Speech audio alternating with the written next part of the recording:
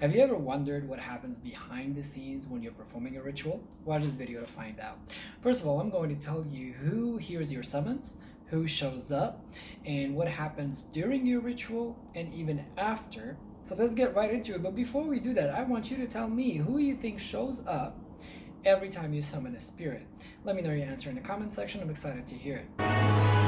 I remember years ago when I was a beginner and I came across this professional practitioner who was far more advanced than me in experience. I mean, he was a professional after all, and he was explaining to me that kings never show up. Shocker, right?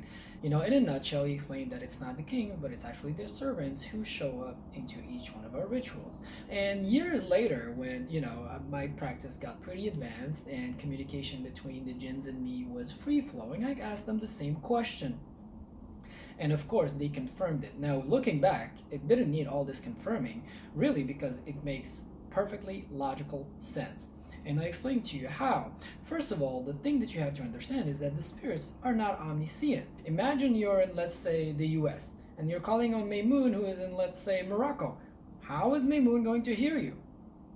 Does that make sense to you? And of course, maybe Maymoon is not even in Morocco. Maybe he's on a trip that day to Dubai. Or maybe he's on some Djinn King summit, just like us humans, we have the G7, he's at the J7. I mean, who knows? Would he leave that meeting with other Djinn Kings to come attend to your need and fulfill your request? Come on, that doesn't make sense. So you understand in this case that the reason why Djinn Kings, demon princes, principalities, chiefs, whatever you want to call it, they don't show up, and they have duties. They have kingdoms to take care of. They literally have no time for us. And speaking of time, it's always Jupiter's hours somewhere for 24 hours. So how does that work? They're going to be just answering summon after summon after summon after summon for 24 hours. I mean, let's not underestimate the amount of people who are calling on spirits at any given time during the day. And also, as I mentioned before, they have duties. They have families. They have stuff to take care of. They have entire kingdoms to take care of. As any good king or queen, they are busy. I mean, imagine me, I walk into Buckingham Palace and I ask to meet the queen. What do you think are the chances of that happening? Slim to none, right? And rightly so. I might get a servant, I might get, someone who speaks for the queen if I'm lucky and what I have to say deserves some attention. But apart from that, you really won't get anyone, right? Except someone who will show you the door.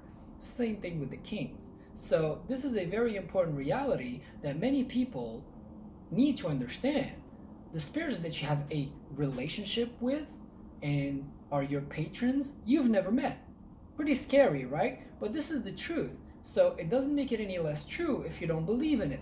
This is just how things go in the real world, not in some imaginary fantasy land. And the third point that we have to remember here, which makes perfect sense, again, is that they're kings. Like, why would they have all these servants if they spend their time answering the summons? It's like a CEO of a Fortune 500 company actually doing customer service. Does that even make sense? Is it a good use of their time? Would they actually do it? No. And then when you think about it this way, if this was their life, answering summons, if this was their reality, there wouldn't be any Djinn Kings, any demon princes, or any kind of spiritual hierarchy, because nobody would want to be one. They would have no incentive of becoming a king.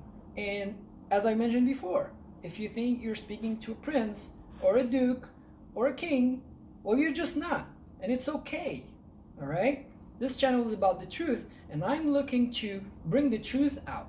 So this is one of the things that you'll never find in a book, but you ask any practitioner who's worked long enough with a team of spirits and understand the dynamics of that world, they will come right out and say it. So I promise you, I'll tell you what actually happens, and I'll tell you exactly that from start to finish. But before I do that, make sure to give this video a thumbs up and subscribe to the channel for more truthful content.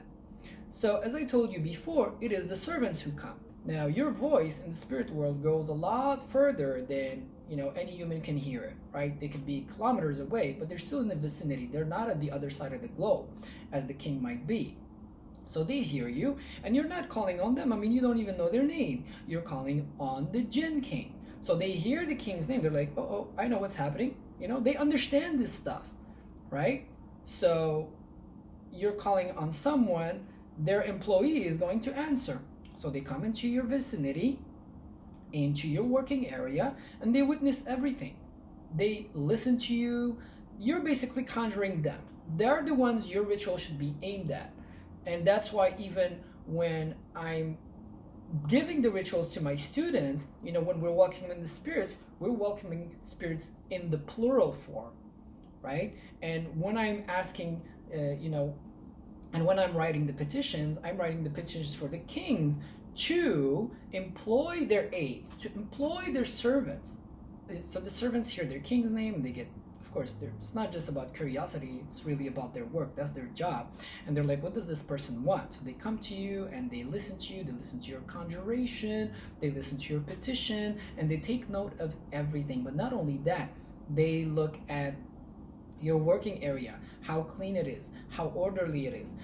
They look at your energy, how much you believe in yourself, how much confidence you have. You know, does this person actually know what she's doing? Is she serious? They're basically trying to establish three things: how competent, how respectful, and how serious you are, right? It's very easy to make a petition, but you actually have to be a serious practitioner, and for them to take you seriously. As I always like to say, you know, respect breeds respect. But most importantly, and you know, they have kind of like an active interest in you disrespecting their king, because that means less work for them. So they take inventory of all these things, right? That, okay, this guy really, or this girl really seems to know what she's doing. They really seem to have their practice down, and there's someone we're willing to work with. But their opinion doesn't matter. They just make the whole inventory a very detailed and complete report, and they go back to their king. And that's when they really snitch on you if you did anything wrong. So they go to the king and they say, okay, this person asked this, and that's the king's job. That's where the king actually comes, and that's what he's doing day in, day out, is he's getting these reports, right? As a king should do, from his advisors. And many times it's not even directly. Those servants that showed up, they have superiors who have superiors who have superiors, and there's a chain of command going all the way up to the king, just like a real government. There are ministers and, you know, municipal directors and whatever, right? It's the same thing. It's the same thing. So anyways, then they make this whole report, and the king asks a series of questions like, okay, so, you know, was the place clean? They say, yeah, somewhat clean, whatever, good for you. What kind of incense did this person have? I pray for you that it wasn't hemp sticks, right? That stuff stinks. It smells like burnt. Like, I don't even understand people using hemp sticks. Anyways, that's why I place a huge emphasis on good quality incense. You don't have to go for like 27 ingredients, complicated planetary incenses. But whatever you buy, whatever you use, make sure it's good quality, because the king will know about it. And the king asks the servant, and he says, oh, this person really, you know, they have really valued you, right? You see, the jinns, they have this kind of pride about them. So this person really knows your value. They have used this very nice, fragrant incense that comes all the way from India, and they really cleaned up their place. It was spick and span, and, you know, they knew their conjuration. They were confident, and all these elements get reported back, and it goes a long way for the king to actually accept your petition. I said that, literally. Accepting your petition, because he has a choice then to accept it or to decline it. And in some rare cases, well, not so rare, because you see people, you know, messing up their lives with magic.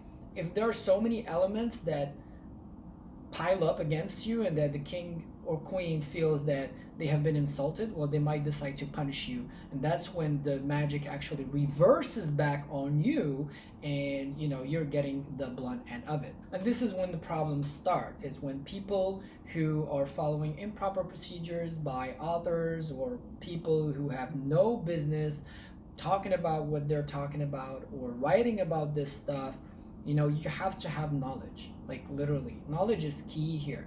Having the right incense, working at the right time, knowing the right angel, you know, the right divine name. All this stuff goes to show that you are someone who is knowledgeable, who is serious, who is competent. Okay? And that's how you get the results consistently. And if you choose to overlook that and just, you know, perform some haphazard kind of operation after operation after operation, it might not be the first time, but at some point in time you're going to run into problems. I can guarantee you that. And this goes to show that there are really dynamics to this whole magic thing. Like the spirit world has its gears, and you know, they work in motions that many people just don't understand or are unaware of. See, there's nothing instant. There is a delay. They have to come, witness the ritual, then they go report to their king, then, you know, maybe there's a delay before they get the request to your king, and then, you know, get it approved or denied, and then afterwards they either work or don't. So this is not like Hollywood where you're just saying a few words and, you know, waving your wand around and stuff happens. That's just in the movies, and we are not in the movies. This channel is about the truth. This channel is about reality, and that's why I always try to raise people's awareness to what is really happening behind the scenes. And of course, if you're an occultist, you are interested in what happens behind the scenes, whether you like it or not. You are a seeker of truth, and this is the truth. And I don't need to convince you that it is. For the people who are looking for the truth and their mind and heart are open to it, they're just going to take it on and run with it. So with that being said, thank you for watching. If you're interested in this stuff, you're welcome to join my group. Community there is awesome. Connect with other like-minded people, seekers of truth just like you and me. I'll see you there, and I'll see you on the next one. Take care.